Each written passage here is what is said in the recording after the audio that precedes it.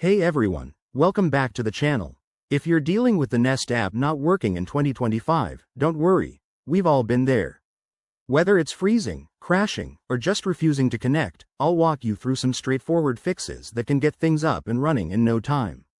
This guide is perfect for beginners, so let's dive right in. First things first, check your internet connection.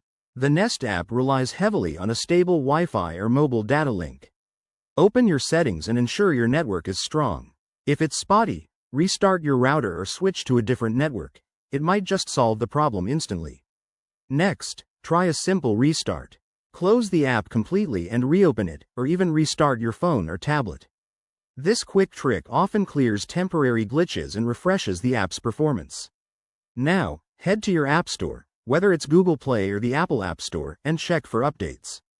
Updating the Nest app to the latest version ensures you have all the bug fixes and improvements released for 2025. If that doesn't do the trick, clear the app's cache.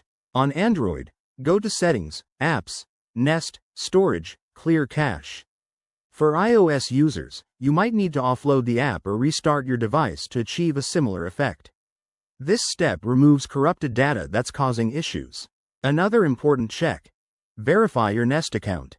Make sure you're logged in with the correct credentials and that your account hasn't been logged out due to security reasons. If needed, reset your password for added security.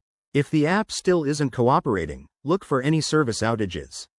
Visit the Nest website or check social media for reports. Sometimes, it's a widespread issue on their end. As a last resort, uninstall and reinstall the app. This will give you a fresh start, but remember to back up any important settings first. There you have it, folks.